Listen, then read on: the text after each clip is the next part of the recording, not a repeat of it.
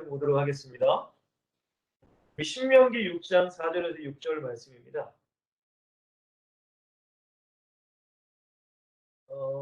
신명기는 여러분들이 잘 아시다시피 이스라엘 백성들이 가나안 땅에 들어가기 전에 하나님께서 모세에게 마지막으로 가나안 땅에 들어가서 어떻게 살아야 되는가를 말씀하시는 내용이죠. 신명기 6장 4절에서 6절 말씀을 한번 같이 좀 읽어보면요. 제가 읽어드릴게요.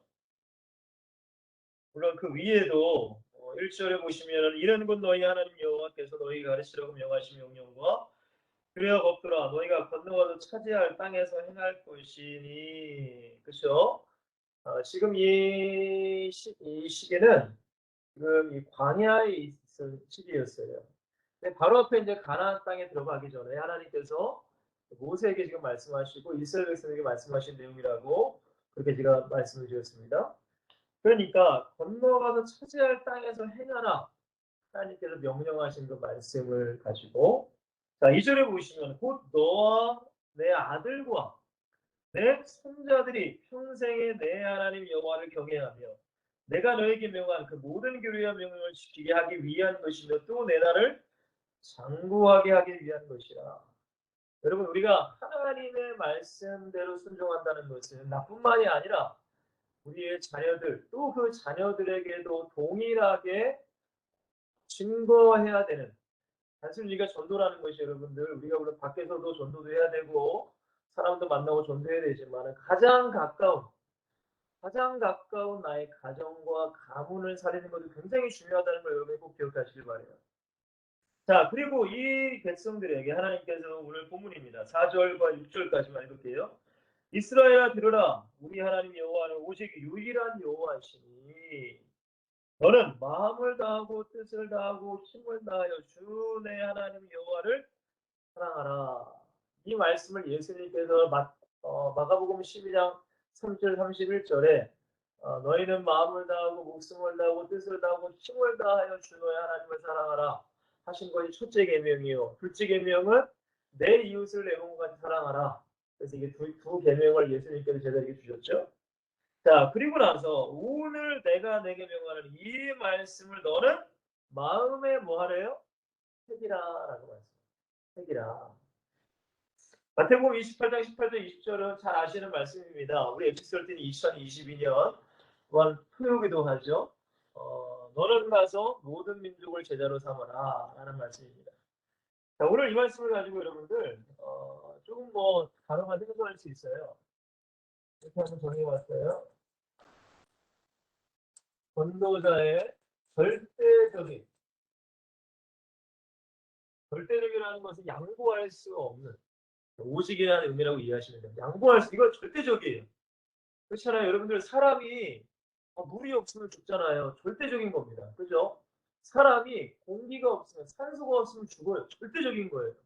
그것처럼 전도자에게도 절대적으로 내가 가지고 있어야 돼요. 그것이 분명히 있다는 거예요. 그게 뭘까요? 절대적인 각인되는 것. 또 뿌리 내려지는 것. 또한 우리의 삶에 체질되는 거를 오늘 좀 말씀 나누기도 합니다. 오늘 하나님께서 모세에게 이스라엘 백성들에게도 이 말씀을 너는 마음에 새겨라라고 말해요. 새기라. 그러니까 도장을 여러분 다 도장 같은 거 있으시잖아요. 중요한 일에 도장이 있는데 여러분 도장을 그냥 나무에다가 새기는 거잖아요. 지가 새기는 거잖아요. 그죠? 근데 그 새기는 것을 경동할 수 없을 정도. 근데 이제는 우리가 뭐 나무나 돌에다 뭐 새기는 것이 아니라 우리의 심령에, 우리의 영혼에 새겨야 된다는 그것을 각인이라고 이해하십니다. 자, 보세요. 오늘 말씀은 전도자의 절대적 각인 뿌리 체질입니다. 여러분들이 지금 제가 서울역 전도하는 것을 제가 보고 또 이번 주는 이제 이번 주인가요? 다음 주인가요? 우리 부산역 이제 전도하실 텐데요. 항상 여러분들 우리가 전도를 하다 보면은 물론 우리가 기쁨도 넘치고 감사도 넘치고 또 사람들을 만나면서 야 이런 사람도 있구나. 그리고 또 우리가 현장 가운데 하나님의 말씀대로 야 하나님을 떠나 살면은 이렇게 사무가 뭐 흑암의 경제, 흑암의 문화, 흑암의 종교 속에 헤매이는 사람. 그러므로 여러분들 영적인 저주와 정신적인 저주와 생활적인 저주와 육신의 저주가 이렇게 임하는구나. 이런 것을 또 우리는 보고 우리는 아는 거예요. 와, 진짜 성경 말씀대로 하나님을 떠나면 이렇게 살아가는구나. 자, 그러고 나서 또 은혜도 또 우리가 경험하죠. 나는 나도 이렇게 살 수밖에 없는 존재인데 하나님이 나를 구원하셔서 내가 그래도 이렇게 하나님의 자녀로 살고 무엇보다 이렇게 복음을 증거할 수 삶을 살게 하시니 너무나 감사하다는 거. 그런 것도 깨달아가는 거예요. 근데 여러분들 우리가 전도자로 살아갈 때에 또 조심할 것이 분명히 있습니다. 그것이 뭐냐면 우리가 전도를 자꾸 하다 보면은 나도 모르게 나는 전도한다는 이 우쭐함, 어떤 교만함에 또한 휩싸일 수가 있어요. 그러다 보면은 나는 전도하는데 왜 저 사람들은 전도 안 해? 나는 전도 이렇게 하고 있는데 왜 저 사람이 전도 안 하지? 교회는 가는데 이 사람들은 전도 안 해? 라고서 나도 모르게 정죄할 수도 있는 위치에 갈 수 있어요. 왜냐면 저도 그랬기 때문에. 근데 여러분들 우리가 항상 기억하셔야 될 것은 제가 오늘 말씀을 좀 올려놨는데요. 바울의 고백입니다. 고린도전서 9장에 한번 보시면 제가 읽어드릴게요. 고린도전서 9장에 어디를 보시냐면 예전에 저와 함께 나눴던 말씀인데요. 우리 9장 16절에 보시면 이런 바울의 고백이 있어요. 내가 복음을 전할지라도 자랑할 것이 없으면 내가 부득불 할 일입니다. 만일 복음을 전하지 아니하면 내게 화가 있을 것이로다. 라고 그렇게 바울은 고백해요. 그러니까 바울에게 있어서 복음을 전하는 것은 뭐 잘난 체할 것도 자랑할 것도 교만할 것도 없었어요. 왜 그럴까요? 하나님이 주님이 나를 먼저 구원시키신 것은 자기가 잘나서도 아니고 대단한서가 아니에요. 이거는 오직 은혜예요. 은혜. 근데 이 은혜를 받은 자 로마서 1장에 보면은 바울은 자기를 빚진 자라고 한단 말이에요. 은혜의 빚을 졌다는 거예요. 그러니까 이 빚을 많은 영혼에게 복음을 증거하는 것으로 갚아나가는 것. 그러니까 우리가 전도하는 것, 우리가 복음을 증거하는 것은 절대 교만해서도 안 되고 절대 자랑해서도 안 되고 여러분 이렇게 되면은 나도 모르게 하나님의 은혜를 나도 잊어버리는 거예요. 그러니까 여러분들 항상 전도할 때 왜 이런 오류의 전도자들이 이렇게 잘못에 빠져드느냐? 제대로 여러분들 예배 생활과 기도 생활이 희미해지면 점점 그럴 수밖에 없습니다. 왜냐면 당연히 나는 전도하는데 저 사람은 전도 안 하고. 근데 여러분들 그게 바로 하나님의 말씀과 기도 생활을 내가 소홀히 하다 보면은 하나님의 은혜가 내게 임하지 아니하면 누구든지 그럴 수 있어요. 목사인 저도 그럴 수 있고 누구든지.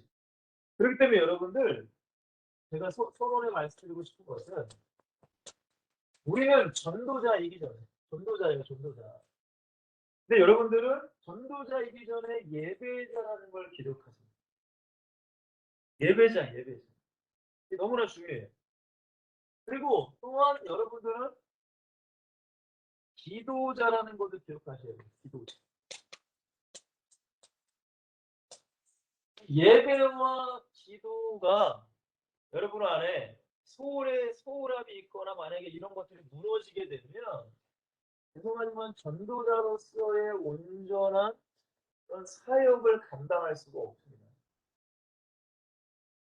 여러분 보세요. 여러분 믿음이라는 게 뭘까? 뭐 단순히 여러분들 뭐 믿음이라는 게 교회에 그냥 와서 앉았다가 그냥 예배하고 그냥 가는 것이 그냥 도장 치고 가는 것이 믿음인가? 그게 예배인가?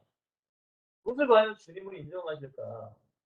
여러분 보세요. 우리가 학생이라는 게 단순히 그냥 뭐 책가방 들고 그냥 학교 앉았다가 그냥 멍하니 앉았다가 가는 게 학생이 아니잖아요. 그죠 여러분들? 이런 마찬가지예요. 우리가 전도자이기 전에 가장 기본입니다. 이 예배와 기도가 무너져 버리면 사실은 모든 것은 다 무너지게 되어 있습니다. 근데 여러분들 예배가 뭘까요? 예배가 뭐예요? 제가 이번 주에 우리 중고대청 우리 친구들에게 잠깐 얘기했는데, 여러분 구약에 보면은 이 성막이라는 게 있어요. 성막. 근데 성막에 가장 중요한 것들이 뭐냐면 가장 먼저는 이 문입니다. 이 동쪽에 문이 있어요. 동쪽. 근데 성막이 꽤 크거든요. 근데 성막으로 들어갈 수 있는 문은 단 하나밖에 없었어요. 우리가 교회도 뭐 정문이 있지만 후문도 있고 옆정문도 있잖아요. 근데 이 하나님께서 성막을 만드실 때에 반드시 문을 딱 하나, 동쪽에 하나 만들어라고 하셨어요. 근데 이게 어떤 뜻이냐면은 이 문의 의미는 예수 그리스도를 의미하는 거예요. 여러분 동쪽은 뭐예요? 동쪽에서 뭐가 떠요? 해가 뜨잖아요. 그러니까 빛 대신 예수 그리스도를 통하여서 하나님의 나라에 교회에 성전에 들어갈 수 있는 자격이 주어진다는 의미입니다. 그러니까 우리는 예수 그리스도의 은혜를 통하여 우리가 하나님께 나와 예배할 수 있는 거예요. 근데 이렇게 예수 그리스도 이름으로 성교회에 나오면 그리고 끝이 아니에요, 여러분들. 반드시 뭐가 있나요? 번제단이라는 게 있단 말이에요. 번제단. 번제단이 뭘 의미해요? 번제단이 여러분들 죄를 지은 사람이 와서 짐승 가지고 와가지고 양이나 소나 문소 가져와가지고 자기의 죄를 정가하잖아요. 그 염소에게 뭐 양에게 소에게 내가 지은 죄를 정가하는 거예요. 그러면 내가 죄 때문에 죽어야 되는데 대신 누가 죽어요? 짐승이 죽는 거예요. 짐승. 그러니까 여러분들 이 번제단이라는 것은 짐승, 희생 제사, 희생 제물을 드리는 거예요. 곧 이게 무슨 의미일까요? 짐승의 피를 통하여서 이 사람이 구원받는다. 곧 지금 우리에게 말하면 예수 그리스도의 보혈로 말미암아 우리가 예배할 수 있다는 거예요. 여러분 가인의 제사, 아벨의 제사 무슨 내용인지 아시죠? 창세기 4장에 나오잖아요. 근데 여러분들 제가 항상 궁금했던 게 항상 가인과 아벨의 제사에 대한 목사님들이 설교를 할 때 항상 이렇게 설교하잖아요. 아벨은 정성을 다해 예배했고 가인은 정성을 안 다했다. 그러니까 너희는 정성을 다해 예배해야 된다. 물론 그것도 맞을 수 있겠지만은 정확한 성경의 그것을 우리에게 말씀하신 메시지는 뭐냐면 아벨은요 양을 죽여서 하나님께 제사를 드렸어요. 곧 짐승의 피, 지금 우리로 말하면 예수의 보혈로만 하나님께 나아갈 수 있다는 거예요. 근데 가인은 뭘로 제사드려요? 자기가 정성껏 이 뭐예요? 이 기름, 이 야채, 뭐 곡식 가지고 제사했단 말이에요. 근데 그런 걸로는 하나님께 나아갈 수 없는 거예요. 그러니까 하나님께서 아벨의 제사, 짐승의 피의 제사만 받으시고 가인의 제사는 안 받으셨어요.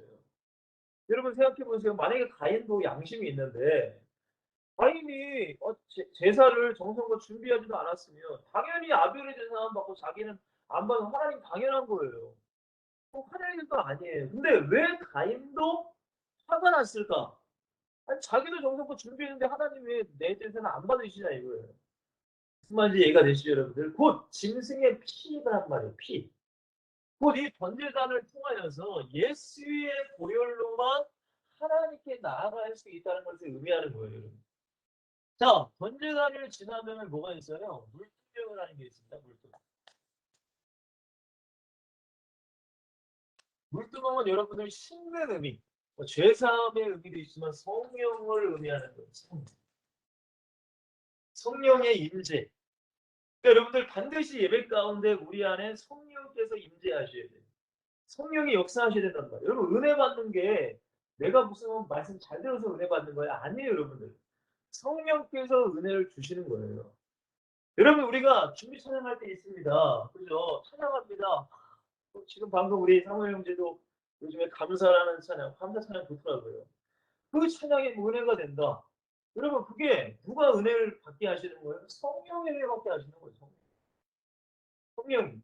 말씀을 드릴 때나 찬양할 때나 기도할 때나 어떤 성령의 임재, 은혜, 감동, 성령이 역사하신단 말이에요. 반드시 여러분들 예배할 때 성령이 역사하시는 은혜가 있어야 돼요. 그게 없이는 예배도 드리는 게 아니에요, 여러분들. 자, 번제단을 지나 물두봉을 지나 그다음에 뭐가 있어요? 이제 가장 중요한 성소라는 게 있는데 성소도 두 가지로 나눠지죠.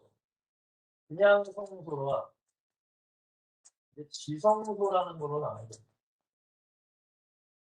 여러분 성소 안에는 뭐가 있어요? 분향단, 떡상, 뭐 촛대 이런 게 있습니다. 분향단은 기도를 의미하죠. 그죠? 그러니까 촛대나 떡상은 예수 그리스도를 의미하는 거예요. 촛대는 꺼지지 않는 빛, 꺼지지 않는 불, 영원한 예수 그리스도. 떡은 뭐예요? 나는 하늘에서 내려온 떡이다. 생명의 떡이다. 생명 대신 예수 그리스도. 근데 여기를 지나서 성소를 지나서 어디까지 가야 돼요? 지성소까지 들어가야 돼요. 지성소. 여러분 지성소에는 뭐가 있죠? 언약궤라는 게 있습니다. 언약궤는 여러분들 십계명 볼비가 있어요. 볼비. 그다음에 만나라는 게 있어요. 그다음에 아론의 쌍난 지팡이가 있단 말이에요. 여러분 이게 뭘 의미하는 거예요? 돌비는 하나님의 말씀이에요. 말씀이잖아요. 여러분 만나는 뭐예요? 이스라엘 백성들이 광야에서 살 수 있는 원동력. 곧 우리에게 생명의 양식을 주신다는 의미란 말이에요. 말씀이죠 결국에는. 또한 아론의 쌍난 지팡이는 뭐예요? 여러분 사람들이 와서 아니 당신 뭐 아론만 능력이 있습니까? 우리도 능력 있지 않습니까? 그러니까 하나님께서 모세에게 뭐라고 해요? 다 사람들에게 지팡이 하나 갖다 놔라. 지팡이 갖다 놔라. 근데 여러분들 아론의 지팡이는 뭐죠? 죽은 지팡이. 지팡이라는 게 죽은 거잖아요. 다 지팡이를 갖다 놨는데 아론의 지팡이에만 싹이 납니다. 싹. 이게 뭐예요? 하나님은 전능하신 능력. 그 말씀의 능력을 의미하는 거란 말이에요. 자, 보세요. 제가 왜 이 말씀을 드리냐면 여러분 예배라는 게 뭘까요? 예배. 여러분 그냥 여러분은 주일날이 되면 가서 그냥 앉아 있다가 그냥 뭐 찬양 박수도 치고 뭐 기도하라니까 기도도 하고 목사님 말씀하는 거 듣다가 그냥 오는 게 예배일까요? 여러분 저는 그렇게 생각해요. 왜 하나님께서 이런 성막이라는 것을 예수 그리스도의 예표로 주셨을까? 성막은 결국에는 지금 성전 교회인데 좀 간단한 거예요. 예배의 모습을 보여주는 거예요. 예배라는 건 여러분들 예수 그리스도를 통해 하나님께 나올 수 있습니다. 그리고 두 번째로 예수의 보혈로 내가 씻김 받아야만 하나님의 은혜를 받을 수 있는 거예요. 회개라는 건 정말 중요해요. 저도 목사지만은 매 예배 때마다 회개합니다. 그렇죠? 여러분 대표기도 하시는 분들 잘 들어보세요. 목사님의 맨 처음에 기도 들어보세요. 가장 먼저 회개 기도를 하세요. 두 번째로는 성령이 임재하실 수 있도록 내가 회개함으로 내 그릇을 만드는 거예요. 이게 예배입니다, 여러분. 그러니까 여러분들 예배 시간에 지각하시면 안 되는 거예요. 지각하면은 막 헐레벌떡 뛰어가지고 지각해가지고 아무 내가 준비도 안 된 상태에서 예배 드리면은 그것도 은혜 받기가 어렵습니다. 그러니까 먼저 가서 내가 회개하고 성령이 나에게 은혜를 주실 수 있도록 하나님 은혜 주실 수 있도록 내가 준비하는 거예요. 그리고 찬양하고 기도하고 이제부터 뭐를 받아야 돼요? 말씀 받는 거예요, 말씀. 여러분 보세요. 아니 30분 설교든 1시간 설교든 앉아서 말씀을 듣는데 교회를 나오면 아무것도 기억이 안 나는 사람이 있어요. 여러분 오히려 그 예배 시간에 졸기나 하고 뭐 핸드폰에 딴 거 하시는 분들도 있어요. 그게 왜 그럴까요? 영적인 말씀에 귀가 안 열리는 그런 거예요. 여러분 그러면은 예배에 나와서 그냥 앉았다 가는 겁니다. 그거는 하나님이 인정하시는 예배가 아니에요. 절대적으로. 반드시 예배 가운데 예수 그리스도의 보혈, 성령의 임재, 내가 말씀을 들었으면은 그 목사님의 말씀 가운데 뭐 1시간에 모든 말씀을 다 기억할 수는 없죠. 그러나 그 로고스의 말씀, 우리 모두에게 주신 말씀 가운데 나에게 주신, 오직 나에게만 주신 레마의 말씀을 내가 꼭 받고 돌아가는 거예요. 이해가 되시나요? 그러면 그냥 아무 생각 없이 예배 안 듣다가 가는 건 예배가 아니에요. 여러분 하나님이 인정하시지 않아요. 이거는. 근데 많은 이 교인들이 그냥 교회만 앉았다 가시는 분이 많아요. 우리 엑스13 여러분들은 반드시 기억하셔야 돼요. 전도자, 전도하는 거 좋습니다. 그러나 여러분들이 가장 하나님이 기본적으로 우리에게 허락하신 것, 예배가 무너지면은 미안하지만 전도도 언젠가 무너지게 돼 있어요. 왜? 전도는 영적인 건데요. 영적인 힘을 가지고 내가 전도해야 돼요. 그 영적인 힘이 어디서 나올까요, 여러분들? 밥 많이 먹으면 나오나요? 아니에요, 여러분들. 예배를 통해서 공급되는 은혜와 말씀이 내게 있어야 전도할 수 있는 힘, 영적 싸움에서 이길 수 있는 힘이 주어지는 거예요. 근데 전도를 하는데 예배는 내가 성공을 안 해. 그러면 그거는 마귀에게 속는 거예요. 오히려 이 사람이 전도하면 교만해져요. 남을 정죄하기나 하고 남을 비판하기나 하고 말이야. 제대로 전도할 수 없단 말이에요. 그러니까 여러분들 가장 먼저는 예배가 여러 번 안에 회복이 되셔야 돼요. 반드시. 예배가 무너지면 안 돼요. 가장 중요하고 기본입니다. 기본. 예배는 기본. 그 다음에 두 번째가 뭐예요? 기도예요. 기도가 너무나 중요합니다. 기도가 무너지면은 모든 건 다 무너질 수밖에 없어요. 예수님이 왜 그토록 밤 위에 새도록 새벽 미명에 항상 기도하셨어요? 여러분 이유가 있을 거 아닙니까? 여러분 베드로도 바울도 왜 오로지 기도에 힘썼다고 성경에 나올까요? 여러분 기도할 때에 하나님의 말씀이 내 안에 사실적으로 역사하는 거예요. 사실, 실제적으로. 여러분 예배만 잘 드린다고 해서 되는 것이 아니라 예배에서 말씀을 가졌다면 반드시 그 말씀 붙잡고 뭐 하셔야 돼요? 기도하는 거예요. 그 기도 생활을 반드시 해야 돼요, 여러분. 예배만 잘 드린다고 해서 기도 생활을 안 하면 결국 그 예배가 제가 말씀드린 그 예배가 될 수가 없죠. 그러니까 이 두 가지는 반드시 여러분의 신앙 가운데 병행이 돼야 돼요. 균형 있게 신앙생활이 돼야 돼요. 하나라도 여러분들 돌아가지 않으면 뭐 기도 생활을 하는데 예배를 안 해. 예배를 하는데 기도 생활이니까 삐걱삐걱 되는 거예요. 그러면 하나님이 우리를 통해 온전한 하나님의 나라를 세워갈 수 없다는 거예요. 이 마귀가 곁줄이 없어요. 정말 큰단 말이에요. 꼭 부탁드리고 싶어요. 전도자는 반드시 여러분의 삶 가운데 예배에 성공하는 자가 되시길 바랍니다. 예배. 혹시라도 예배가 무너지신 분은 예배를 회복시키셔야 돼요. 그게 가장 먼저예요. 또한 기도가 무너지신 분도 기도를 가장 먼저 회복시키셔야 돼요. 이게 가장 사실은 중요합니다. 그러지 않고서는 전도자의 삶을 살아갈 수가 없습니다. 물론 어떤 특정한 장소에 가서 특정한 사람에게 특정한 시간을 내서 한두 시간 정도는 할 수 있죠. 그러나 진짜 나의 삶의 현장 가운데 여러분 전도라는 것은 특정 현장, 특정 사람, 특정 시간에만 하는 게 전도가 아니에요. 내 모든 삶의 현장, 내 가정에서 내가 누구를 만나든 내가 어디에 있든 거기서 우리는 전도자의 삶을 살아가는 그걸 주님께서는 그리스도인 전도자라고 인정하시는 거예요. 자 보세요. 자 그렇기 때문에 전도자의 오늘 말씀은 절대적이다. 양보할 수 없다. 그죠? 다시 한번 말씀드립니다. 우리에게 공기가 절대적이듯이 전도자에게 절대적인 각인돼야 될 것, 뿌린내려져야 될 것, 또한 체질돼야 될 것이 과연 무엇인가? 그것을 우리가 말씀을 나누기를 원해요. 가장 먼저는 전도자의 절대적인 각인입니다. 각인은 제가 말씀드렸습니다. 하나님의 말씀이 내 안에 깊이 새겨지는 걸 말하는 거예요. 새겨지는 거예요. 예전에 여러분 혹시 주홍글씨라는 그 책을 보셨나요? 예전에 죄인들에게는 주홍글씨라는 어떤 낙인이죠, 낙인. 이 낙인이 있으면 이 사람은 죄인이야.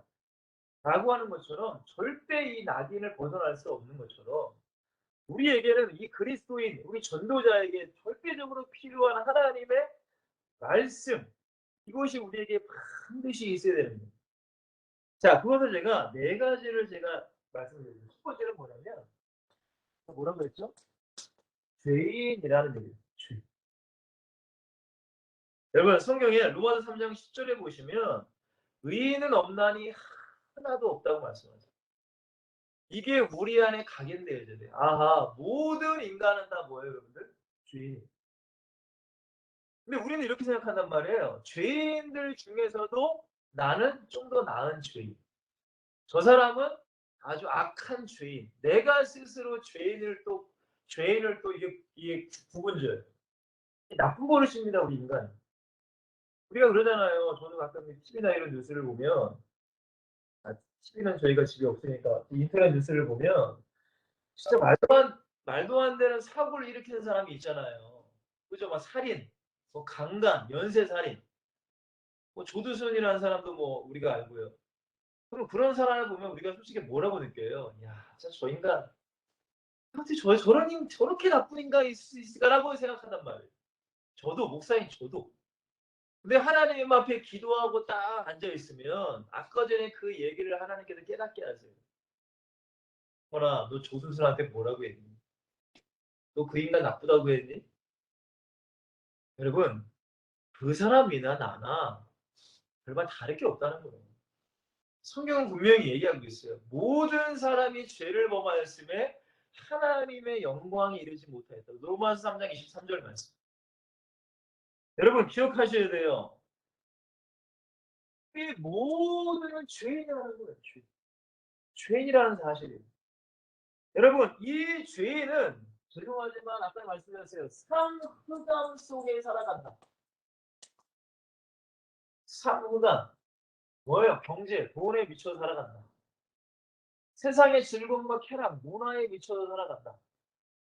여러분 솔직하게 요즘에는 막 캠핑카 제가 어린 시절 물론 뭐 라떼라고 또 얘기하면 물론 그렇겠지만 제가 어린 시절에 외식이란 건 거의 없었고 어디 뭐 외박 놀러 가는 건 사실 거의 없습니다. 근데 요즘에는 이 주말만 되면은 주 5일째잖아요. 금요일 저녁만 되면 이제 놀러 가는 거예요. 근데 불신자들은 뭐 당연히 그럴 수 있어요. 근데 예수를 믿는다고 하는 사람도 교회를 띵 까먹고 주일을 띵 까먹고 놀러 가. 그러면 흑암의 문화, 흑암의 종교들. 이러면 어떻게 돼요? 인간이 육저주 속에 산다고 말씀드렸잖아요. 육저주가 뭐예요?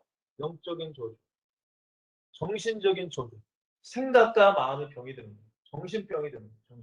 요즘에 정신병 되게 많잖아요. 그죠? 정신병이 무슨 막 미친 사람처럼 막 그게 아니라 정신의 문제, 생각과 마음의 병이 드는 거예요.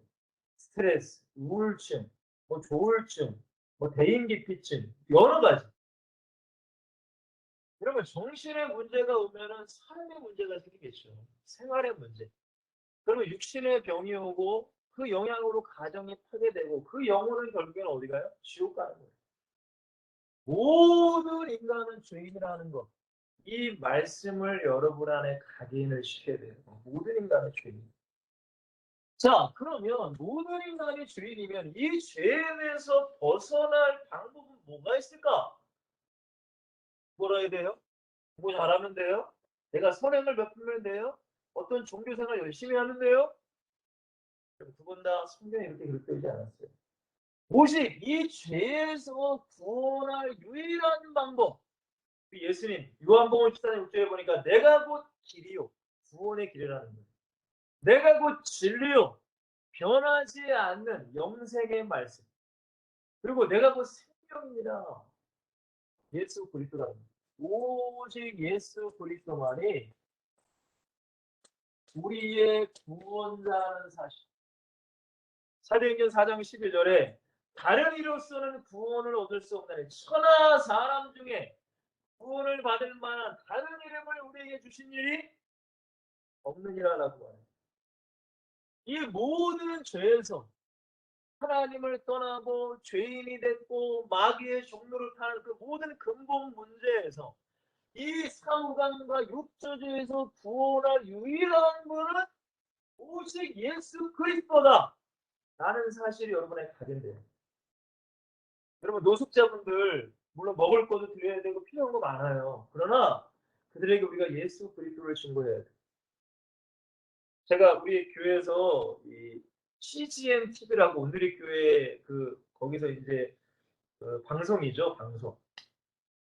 인터넷에서도 이렇게 방송을 하더라고요. 근데 거기서 일하는 이 청년이 한 명 있어요. 그 청년이 이제 12월 달에 미국에 가서 한 달쯤 못 되게 이제 그 미국에서 촬영을 하고 왔습니다. 네, 어떤 촬영을 했냐면은 미국의 노숙자들을 만나서 복음을 전거했어요. 근데 여러분들 그렇게 잘 사는 미국도 노숙자들은 있더라고요. 왜? 이런 문제가 다 있기 때문에. 이런 다 문제가 있단 말이에요. 마약, 우리나라는 마약을 안 하잖아요. 그죠? 뭐 알코올 중독 뭐 그런 거 있지만 근데 마약 중독자들이 굉장히 많아요. 여러분, 그들에게 정말로 필요한 게 뭘까요? 정말로 필요한 거. 그 근본 문제, 근본적인 그 문제를 해결할 수 있는 유일한 방법은 뭐냐 이거예요. 물론 그들에게 치료의 방법도 알려줘야 되고 먹을 것도 줘야 되고 물론 여러 가지 중요합니다. 그러나 정말로 그들에게 필요한 거는 오직 예수 그리스도라는 사실이 우리 안에 각인되어집니다. 그러니까 모든 인간은 다 죄인이기 때문에 모든 인간에게 예수가 필요합니다. 이해가 되시나요? 그것이 우리 안에 완전히 그냥 하긴 내 심령에 내 머리에 세뇌가 될 것이어야 돼요. 아, 저 사람에게 예수가 필요해. 여러분들이 친구를 만나든 가정을 누가 사람을 만나든 어떤 상담을 할 수도 있잖아요. 근데 어떤 문제, 뭐 주식이 뭐 문제가 있어, 경제에 문제가 있고 자녀의 문제가 있어, 뭐 문제. 근데 결국 해답은 예수 그리스도로 해답을 내셔야 됩니다. 해답을 줄 수 있어야 돼요. 물론 상담에 대한 고민도 들어줘, 그래 이렇게도 해야지 이렇게 해야지만 결국에는 예수 그리스도. 예수 그리스도를 믿어야 돼. 예수 그리스도를 영접해야 돼. 예수 그리스도께 돌아와야 돼. 그게 각인돼야 된단 말이야. 그게 바로 전도자란 말이야. 여러분, 바울이 가는 곳곳에 바울이 고백한 건 다른 것이 아니라 예수가 그리스도라는 거예요. 예수가 구원자라는 사실이에요. 왜? 그 고대 그리스와 로마 사람들은 제우스가 자기의 구원자라고 생각하고 황제가 자기의 신이라고 생각했단 말이에요. 근데 그게 아니다. 예수만이 그리스도다. 예수가 구원자다. 항상 사도행전에 바울은 그렇게 고백했단 말이에요. 여러분, 우리 엑스설튼의 공동체에 우리 심령의 각인자는 다른 것이 아닙니다. 모든 인간은 죄인이지만 이 죄에서 구원할 유일한 분은 예수 그리스도 한 분뿐이다. 그걸 여러분들이 간직하셔야 돼요. 자, 세 번째는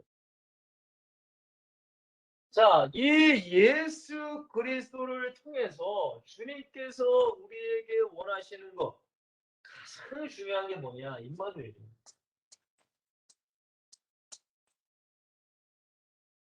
여러분, 전도하다 보면은 저도 전도를 해봤지만 사실 맨 처음에 제가 전도를 할 때는 뭐 이렇게 말하면 좀 그러겠지만 뭐 햇병아리라고 할까요? 그냥 병아리처럼 하나님이 감동 주시니까 막 성령이 감동 은혜 받으면 감동 주시잖아요. 근데 전도지를 가지고 나보다 나가는 거예요. 그러면 걱정이 뭐예요? 내가 누구한테 이걸 얘기해야 누구한테 지금 맨 처음에는 그렇죠. 뭐 아파트에 막 꽂아놓고 오거나 가장 편한 어린애들한테 야 예수 믿어라 뭐 이런 거 하고요. 근데 어른한테 얘기도 못하고 근데 자꾸 하다 보니까 이제 어떤 뭐 담력이라고 할까요? 자꾸 이렇게 하다 보니까 되더라고요. 근데 여러분들 전도하다가도 때로는 욕을 먹기도 해요. 혹시 여러분들도 전도하다가 욕을 먹어보신 분 계실지 모르겠지만 정말 쌍욕도 저는 들어본 적도 있고 진짜 막 때리려고 하시는 분도 계시더라고요. 그러다 보면은 내 마음이 어떨 때는 굉장히 상하단 말이에요. 하루 전도를 나갔습니다. 그러면은 만나는 사람 중에 뭐 영접 기도도 하고 막 너무나 은혜스러운 시간이 내가 경험하면 오늘 저도 너무 은혜스러워서 하지만 전도를 나가는데 한 명도 영접 기도도 안 하고 한 명도 말이야 호의 뭐예요? 저에게 호의를 베푸는 사람도 없고 그냥 허탕만 치고 돌아갈 때도 저도 많았어요. 그러다 보면은 내 마음이 어때요? 실망감에 막 가득 차는 거예요. 실망, 낙심, 내가 문제가 있나? 아, 내가 왜 이럴까? 하나님, 제가 문제가 있을까요? 여러분 잊지 마세요. 전도자가 발견되는 것 세 번째가 뭐예요? 내가 어떤 환경이든 어떤 상황이든 어떤 현실이든 전도가 되든 안 되든 중요한 사실 하나는 뭐예요? 하나님이 우리 주님이 우리와 함께하고 있다는 사실이 각인되시는 거예요. 여러분 요셉이 노예로 팔려갔습니다. 성경에 뭐라고 해요? 하나님이 요셉과 함께 하심으로 요셉이 형통했다라고 말해요. 여러분 여호수아기도 뭐라고 하세요? 너가 가는 곳마다 내가 너와 함께 할 거야. 강하고 담대해. 두려워하지 마. 나와 함께 하고 있어. 다른 얘기 안 하셨어요, 여러분들. 여러분들 제자들에게도 마태복음 18장 18절 20절은 마지막에 뭐라고 해요? 세상 끝날 때까지 내가 너와 함께 할 거예요.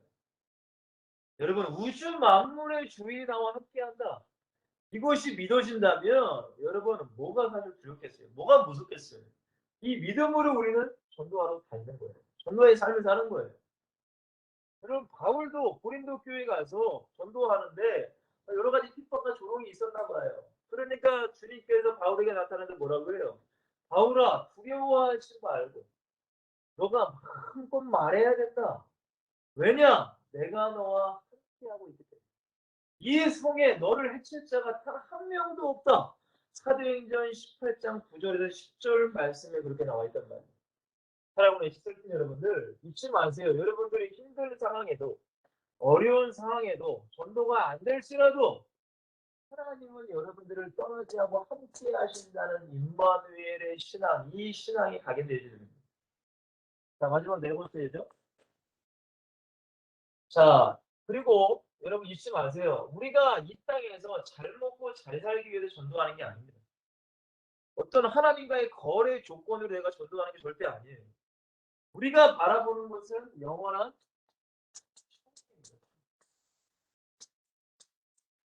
상급과 멸류관. 이게 각인되셔야 돼요. 우린 그러잖아요. 어떤 조건부에 어떤 내가 순종을 하려고 해요, 사람들은. 하나님 제가요, 이거 하면은 하나님 이거 해주세요. 하나님 제가 예배 잘할 테니까 저에게 복 주세요. 제가 전도할 테니까 저 복 주세요.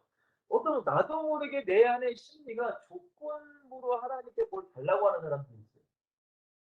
누구나 다 마찬가지입니다. 근데 여러분들 우리가 전도하는 목적이 뭐예요?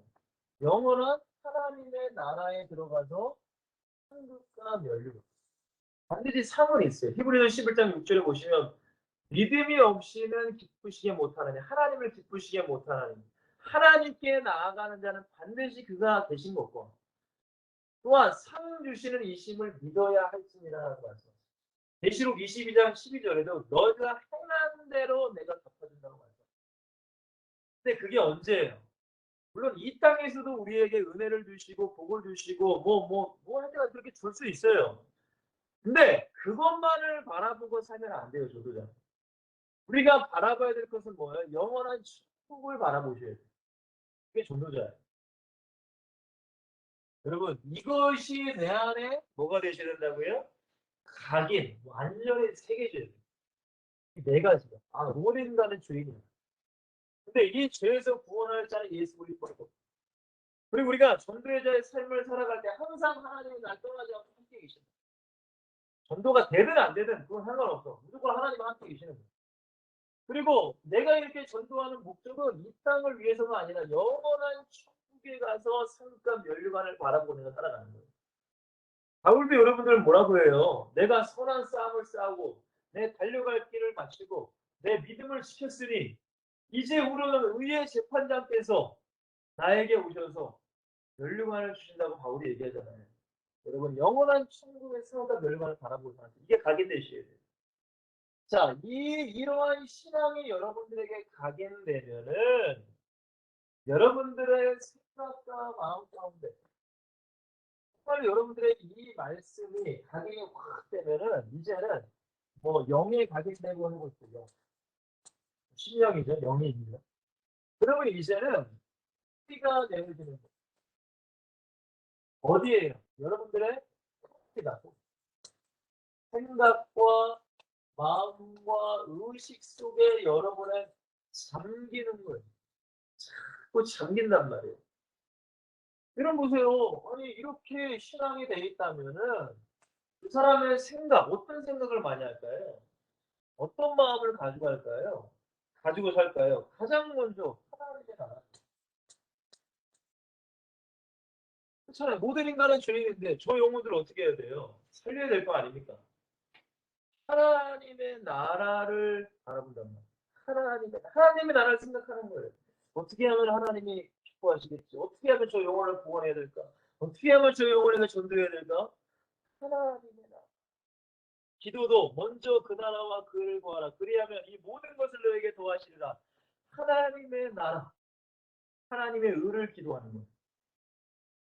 여러분 이게 돼야 됩니다. 근데 이 하나님의 나라도 세 가지입니다. 세 가지.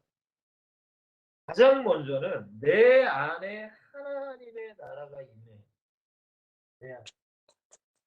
여러분 누가복음 제가 말씀 올렸죠. 17장 21절에 여러분들이 보시면 바리새인들이 그러잖아요. 하나님의 나라는 언제 이럽니까? 제자들이 그러나. 근데 예수님께 뭐라고 하나님의 나라는 여기 있다함도 아니고 저기 있다함도 아니라 오직 내 안에 하나님의 나라가 있느니라라고 말씀.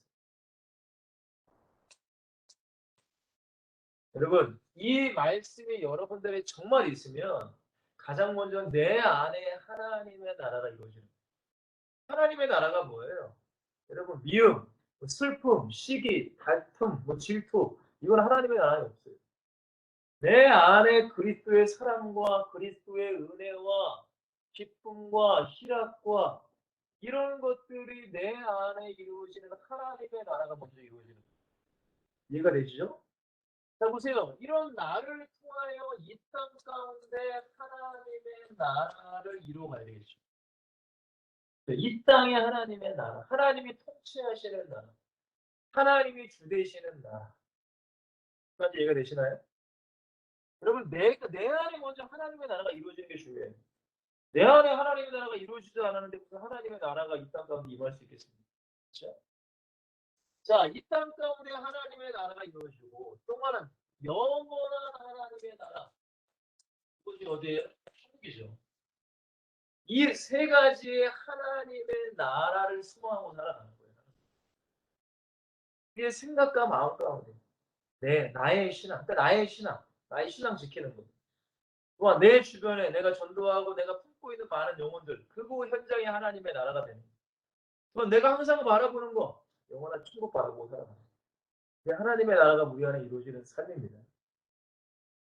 여러분, 이런 삶은 너무나 중요합니다. 너무나 중요한 거예요, 여러분들. 자, 이렇게 하나님의 나라를 항상 우리가 소망하면 두 번째로는 교회를 사랑하게 되어 있습니다. 교회를 생각하는 거예요. 교회를 생각하고 내 마음에 교회가 있는 거예요. 여러분 성경에 보면은 교회는 그리스도의 몸입니다.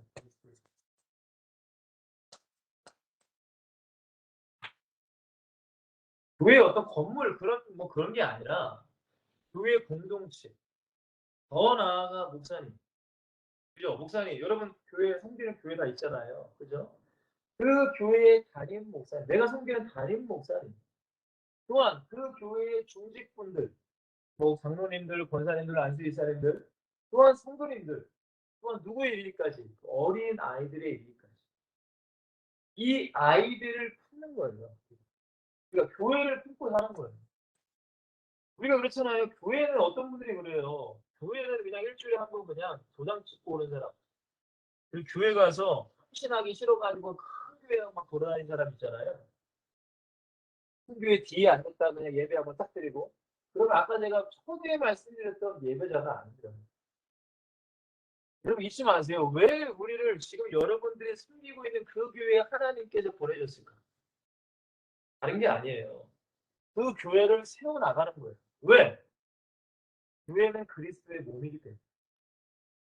여러분 제가 말씀 올려놨는데요. 사도행전 우리 20장 28절에 보면은 하나님께서 자기의 피값으로 산 교회라고 말해요. 그 예수 그리스도의 피의 값, 희생의 값으로 산 게 교회란 말이에요. 근데 이 교회를 세워야지 교회를 무너뜨리면 됩니까? 그렇지 않아요. 교회 무너뜨린 건 마귀 짓이에요. 마귀가 역사하는 거예요, 이거는. 교회를 세워나가야 돼요. 근데 마귀가 교회를 무너뜨리는 방법이 뭔지 아세요? 목사님에 대한 안 좋은 마음을 품고. 여러 가지가 있죠. 목사님도 사람이기 때문에 실수도 하고 잘못도 할 수 있어요. 근데 마귀는 가장 먼저 목사님에 대한 안 좋은 생각을 품게 만들거든요. 목사님이 나한테 뭐라고 하고, 목사님이 말씀 가운데 내가 뭐라고 하고 이러면은, 내가 안 좋은 마음이 여러분 저도 부목사잖아요. 부목사. 내가 성질의 담임 목사님이 계시거든요. 저도 담임 목사님인데 많이 혼납니다.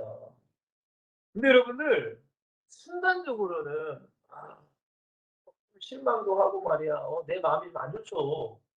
근데 그렇다고 해서 목사님을 미워하거나 목사님을 싫어하거나 그러지 않아요. 목사님 어떻게 그러시죠? 저도 인간이잖아요. 그러니까 기도 생활이 필요한 거예요. 기도할 때 그 모든 것들이 하나님이 치유하게 만드시는 거예요. 그러니까 결국에는 우리의 생각과 마음과 의식 가운데 하나님의 나라를 세워가야 되는데 그중에 가장 중요한 것 중에 하나가 뭐예요? 교회를 세워나가는 거예요. 목사님의 말씀에 절대 여러분 순종하십시오. 순종하세요. 성경에 보면은 목사님 말씀에 뭐 모세의 말에 불순종한 아론과 뭐죠? 미리암, 고라자손 문제가 있잖아요. 그죠? 자, 어쨌든 교회를 세워 나가신다는 거 꼭 기억하세요. 교회의 방향과 비전을 바라고 목사님의 교회를 이끄시는 그 방향을 같이 함께 나가는 거예요. 자, 그리고 세 번째입니다. 그러니까 여러분들의 생각과 마음에 항상 이 생각과 마음이 있어야 되는 거예요. 여러분들의 가정과 가문을 꼭 세우셔야 돼요. 굉장히 중요합니다. 가정과 가문.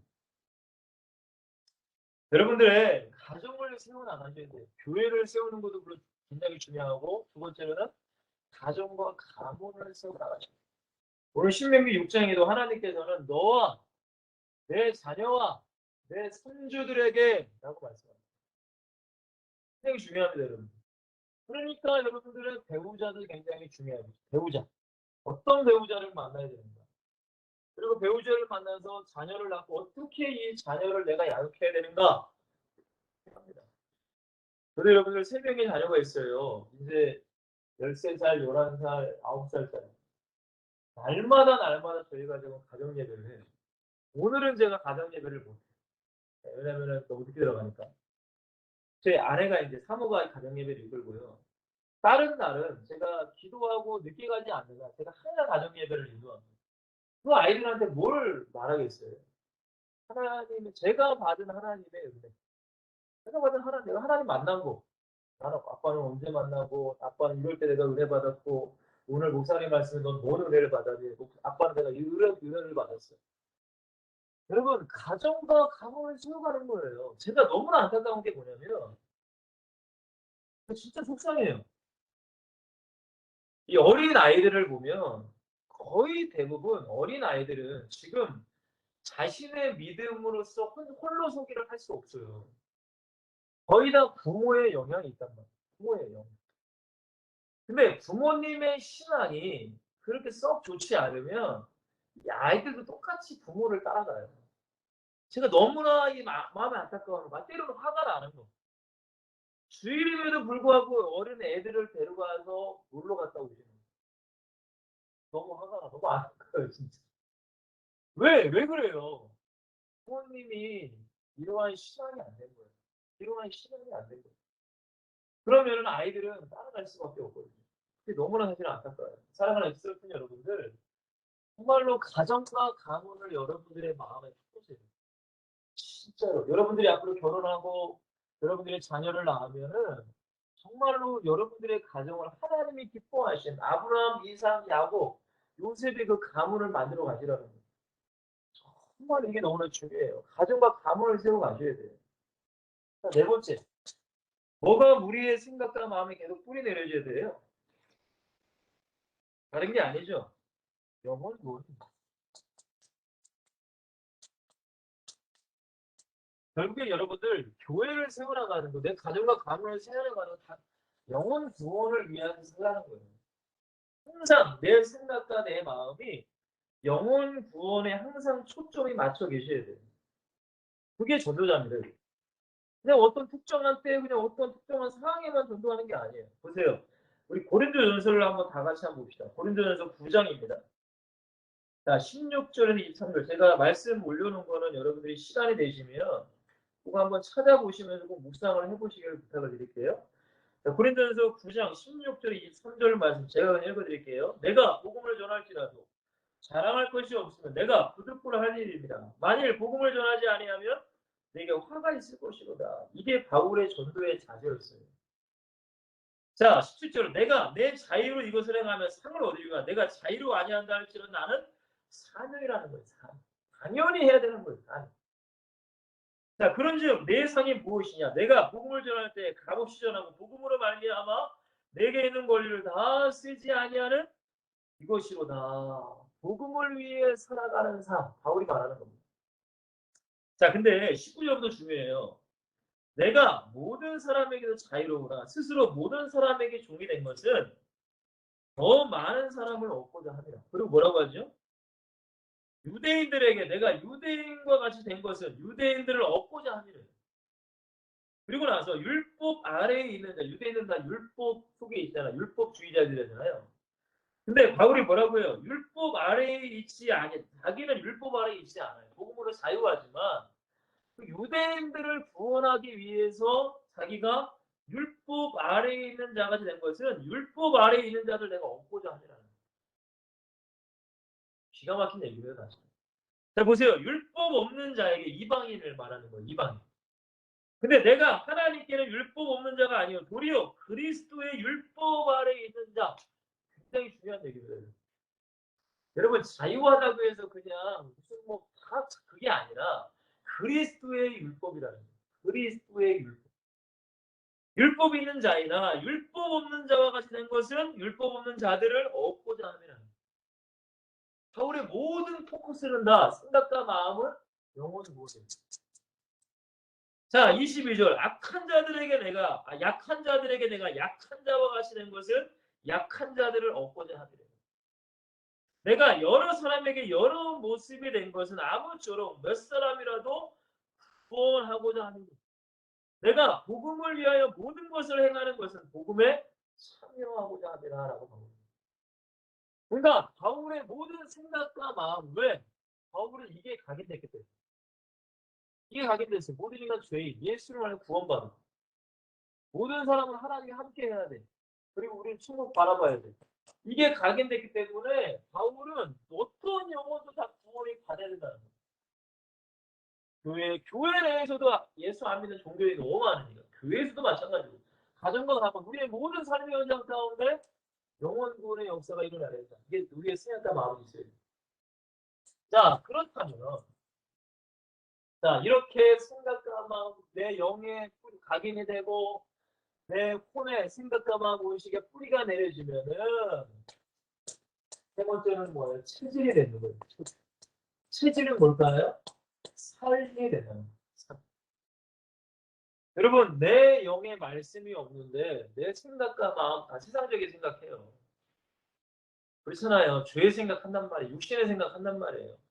육신의 생각은 사망이에요. 영의 생각은 생명과 평안인데 내 영혼이 잘된 같이 범사가 잘 될 수 있고 강건할 수 있는데 내 영에 하나님의 은혜와 말씀이 없으면 내 생각은 죄송하지만 육신의 생각, 죄악의 생각, 세상적인 생각만 하는 거예요. 그러니까 우리가 여러분들 하루 24시간 살아갈 때 잠자는 시간 빼는 우리가 깨어 있을 때 어떤 생각을 많이 하는가? 그걸 여러분들이 한번 점검해 보시면 딱 나는 답이 나오는 겁니다.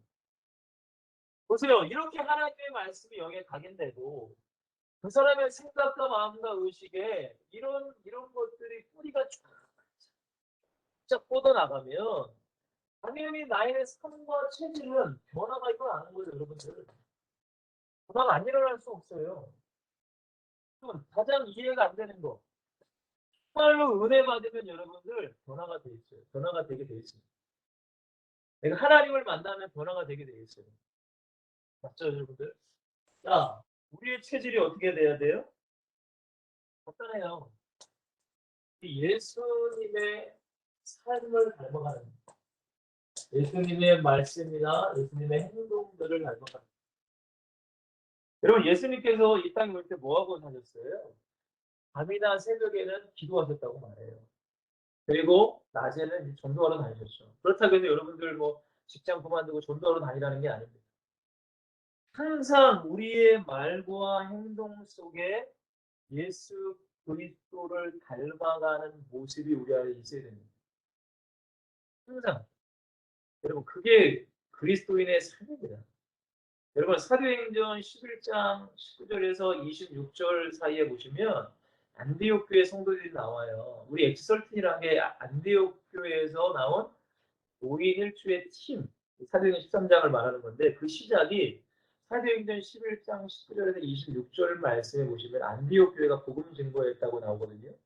근데 안디옥 교회 사람들에게 그 안디옥의 이방인들이 교회 성도들에게 뭐라고 하면 그리스도인이다라고 얘기한다는 거예요. 그리스도인.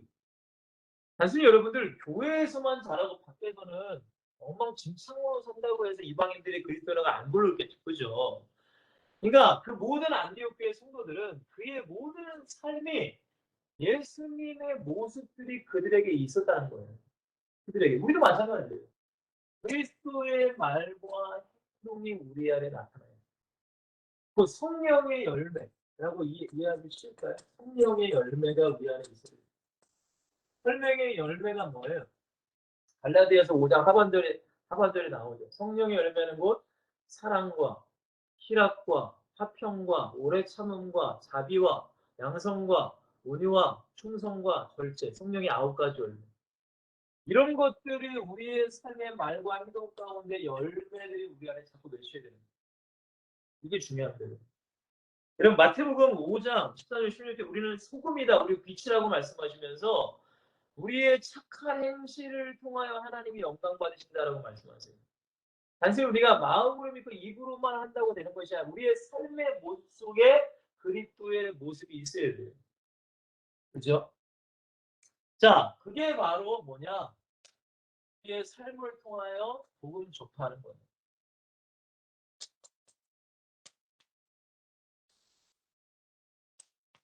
복음 전파입니다. 다른 게 아닙니다. 복음 전파하면 살아가는 거예요. 직접적으로 우리가 예수 믿으세요 라고 할 수도 있어요. 근데 이런 경우도 있잖아요. 이런 경우 이런 제가 어떤 고난을 당해요. 고난이 왔어요. 근데 저기 세상 사람들은 나를 예수 믿는 사람이지 않아. 근데 당연히 세상 사람들은 고난을 당하면 어떻게 해요? 원망하고 불평하고 뭐 그렇게 살잖아요. 근데 나는 고난을 당하는데 오히려 하나님께 감사하고 기뻐하고 하나님께 예배하는 거야. 어떻게 저 사람을 저럴 수 있지? 야, 어떻게 저 사람 저럴 수 있을까? 근데 가만히 보니까 누구 믿는 사람이에요? 아, 예수 믿는 사람이에요. 아, 예수 믿는 사람은 뭐가 다르다. 이렇게 되는 거예요. 그러니까 복음 전파라는 거지. 그냥 전도 주시면서 예수 믿으세요도 물론 복음 전파하는 거지만 나의 삶의 모든 현장 가운데 복음 전파의 삶이 되어야 된다는 거예요. 이게 체질과 삶이에요. 이해되시죠, 여러분들?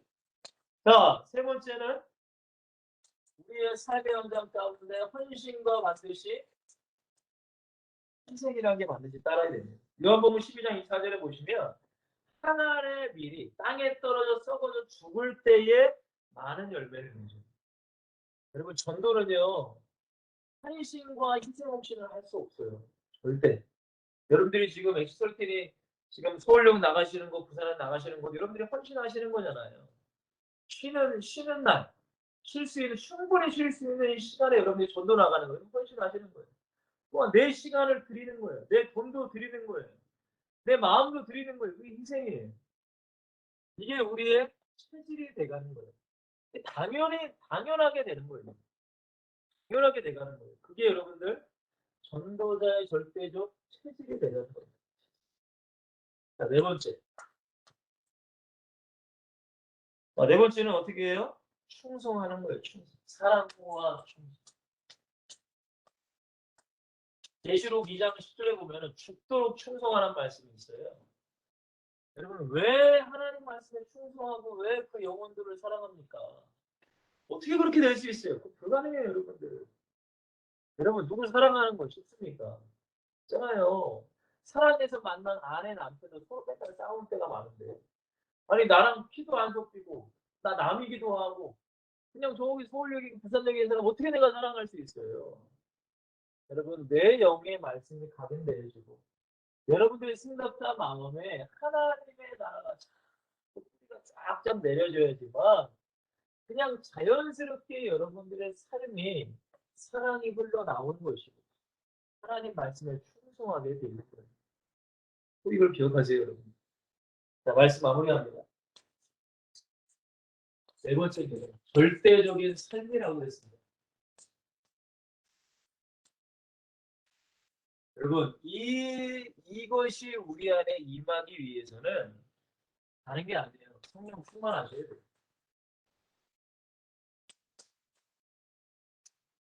여러분, 성경의 에베소 6장 10절에 바울이 뭐라고 해요? 성령의 검, 하나님의 말씀을 가지라 하는 거예요. 성령의 하나님의 말씀.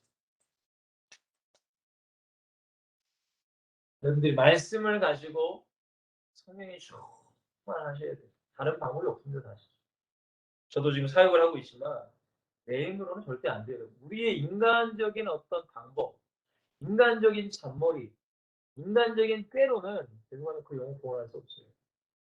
저도 전사 때 여러분들 얼마나 물론 기도도 했지만 나를 어떻게 해야만 저 아이를 좀 변화시켜 볼까?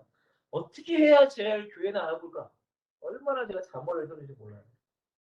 여러분들 결국에는 하나님 앞에 엎드리는 것밖에 없어요. 자, 그래서 성령 충만의 방법은 뭐가 있어요? 예배예요. 다시 제가 성령으로 돌아가는 것 같지만 결국엔 이거예요. 여러분들이 계속 여러분들이 다듬어지고 말씀이 가지고 말씀 가져야 돼요. 말씀. 특히 여러분들 성경 히브리서 10장 25절에 보시면 모이기를 패하는 어떤 자들의 습관처럼 너희는 하지 말아라. 그날이 오는 날 더 너희들은 깨어 있으라는 말씀이 있어요.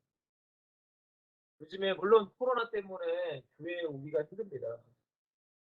근데 여러분들 오늘 안타까운 것은 이제는 코로나라는 핑계로 또 교회 안 나오시는 분도 적잖이 많아요. 적잖이 많습니다. 굉장히 많습니다.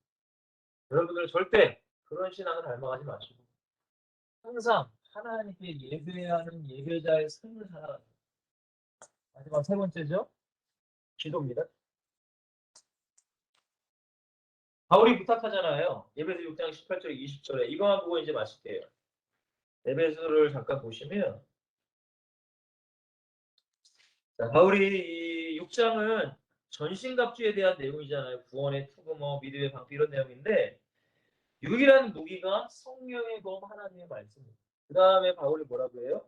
18절에 보시면 모든 기도와 간구를 항상 성령 안에서 기도하고 이를 위하여 끼어 구하기를 항상 했으며 여러 성도를 위하여 구하라. 또 나를 위하여 구할 것은 내게 말씀을 주사 나로 입을 열어 복음의 비밀을 담대히 알리게 하옵소서 할 것이니 이를 위하여 내가 세대들의 매일 사신이 되고 나로 이에 당연히 할 말을 담대히 하게 하려 하심이라라고 말했습니다. 바울은 고백해요. 그러니까 바울이 기도 부탁을 하는데 뭔 기도 부탁이에요? 야, 빨리 이 감옥에서 나오게 좀 해줘. 그거 좀 하나님께 기도해. 빨리 이 문제 좀 해결해달라고 기도해. 그런 기도 부탁 안 해요. 뭔 부탁해요? 말씀을 달라고. 저 영혼을 어떻게 해야 하면 구원할 수 있게 내가 어떻게 저들에게 말씀을 전할까? 말씀을 달라고 기도하고 입을 열어 복음의 비밀을 담대히 내가 말할 수 있도록 기도 좀 해달라고 바울이 얘기하는 거예요. 이게 기도네요. 여러분 말씀을 좀 정리하겠습니다.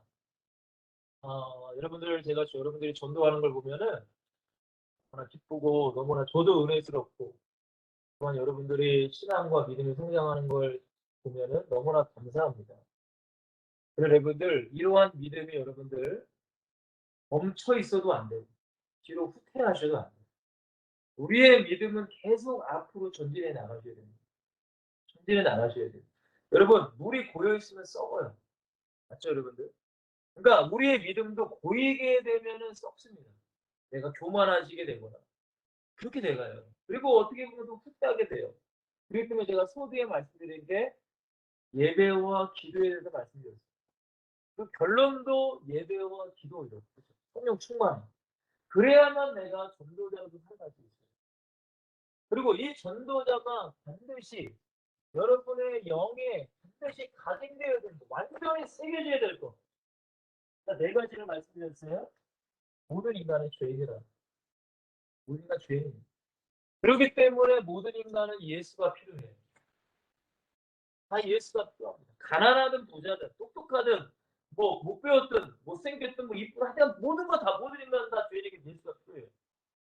그리고 여러분과 항상 하나님은 함께 하신다는 사실. 그리고 영원한 천국이 우리를 기다리고 있다는 사실. 이것이 여러분에 완전히 가게 된다면 여러분들의 생각과 마음은 점점 이것에 생각을 뺏기게 됩니다. 하나님의 나 교회를 세우는 교회에 내가 담당 부서에 있는 뭐 청년부든 뭐 중부든 뭐 교사든 그 영혼에게 내 마음이 쏘여요. 여러분 제가 교사였을 때 그 아이들에게 어떻게 하면 이 아이들에게 복음을 증거할까? 어떻게 하면 교회 나오게 할까? 다른 게 없어요, 아이들은. 원체 뭐 예수이라고 뭐 믿나요? 무조건 나가서 얼굴 보고 떡국이라도 사주고 뭐 서로 어울리면서 그때 이제 복음을 증거하는 거예요. 그러니까 어쨌든 어떻게 해서라도 교회를 세워가는가. 또한 가정과 가문, 여러분들의 부모님, 형제, 자매, 뭐 친척, 친가 뭐 다 어떻게 우리 가정을 하나님의 복음으로 세워가지? 어떻게 우리 가문을 복음화를 시키지? 그거 여러분 고민하고 기도하는 거예요. 결국에는 영원 구원인데 이렇게 되면 어떻게 된다고 했어요? 여러분의 삶이 이렇게 변해갑니다. 여러분 이거는 특별한 사람들만 하는 게 아니에요. 정말로 하나님의 은혜와 사랑을 입은 자는 당연히 이렇게 살아가는 것입니다. 사랑하는 시설팀 여러분들, 우리는 전도자입니다. 전도자. 전도자. 그러나 전도자이기 전에 또한 예배자라는 것도 기억해 주시고 또한 기도자라는 것도 기억을 해주세요. 그래서 균형이 무너지는 것이 아니라 예배와 말씀과 기도와 전도가 여러분의 삶 가운데 사이클이 계속 이루어지도록 계속 이게 돌아가야 돼요. 뭔가 하나가 고장이 나버리면 뭔가 하나 체인이 빠져버리면은 자전거 안 돌아가듯이 예배가 무너지면은 기도도 무너지고 전도도 무너지게 되는 거예요. 어떤 것이든. 그러니까 이 세 가지가 여러분의 삶에 끊임없이 돌아갈 수 있도록 여러분들이 깨어 있으시기를 주님은 간절히 축원드립니다. 항상 여러분들 말씀, 기도 그때에 성령이 역사하셔서 우리는 할 수 없습니다. 진짜로 전도라는 건 내가 할 수 없어요. 성령이 역사할 대로 내가 준비하는 곧 그런 전도자의 축복을 누리시기를 그리스도의 안에서 축원드립니다. 기도하겠습니다. 사랑과 은혜가 많으신 하나님, 우리 너무나 부족합니다. 우리 연약합니다. 그렇기 때문에 성령으로 우리와 함께 하시고 우리에게 날마다 말씀하시고 우리에게 감동하여 주시고 우리를 인도하시는 것을 우리는 잘 압니다. 하나님 그 인도와 감동 가운데 하나님 우리가 순종할 수 있는 우리 모두가 되게 하시고 특별히 우리 예치 썰팀 사도행전 13장의 그 5인 1주의 팀을 통하여서 2000년이 지난 우리에까지 복음이 증거된 것처럼 아버지 처음은 미약하나 나중에 창대한다는 그 말씀처럼 우리 예치 썰팀이 지금은 많이 미약해 보이지만 하나님의 언약을 붙잡고 끝까지 우리가 승리해 나아갈 때에 우리를 통하여 많은 지역에 또한 많은 곳곳에 더 나아가 전 세계 열방에 그리스도의 복음을 증거할 수 있는 모두가 되기를 간절히 기도합니다. 우리 한 사람 한 사람이 정말로 예배자로서 우뚝 서게 하시고 기도자로서 우뚝 서게 하시고 전도자의 삶을 우리 모두가 살아갈 수 있도록 주님의 마음을 품고 생각하고 또한 내 삶의 현장 가운데 이렇게 살아갈 수 있는 전도자의 축복을 누릴 수 있도록 함께하여 주시옵소서. 코로나로부터 항상 지켜주시고 또한 우리 모든 엑스터틴의 기도 제목 가운데 응답하여 주시고 저들의 모든 교회가 섬기는 모든 교회에 하나님의 큰 은혜와 축복과 부흥의 역사가 일어나길 원하며 우리 모두가 하나의 미랄이 되어 떨어져서 죽음으로 많은 열매가 맺힐 수 있도록 주님 축복하여 주시옵소서. 주님 감사합니다. 모든 영광 하나님께 올리며 예수 그리스도의 이름으로 간절히 축복하며 간절히 기도하옵나이다. 아멘.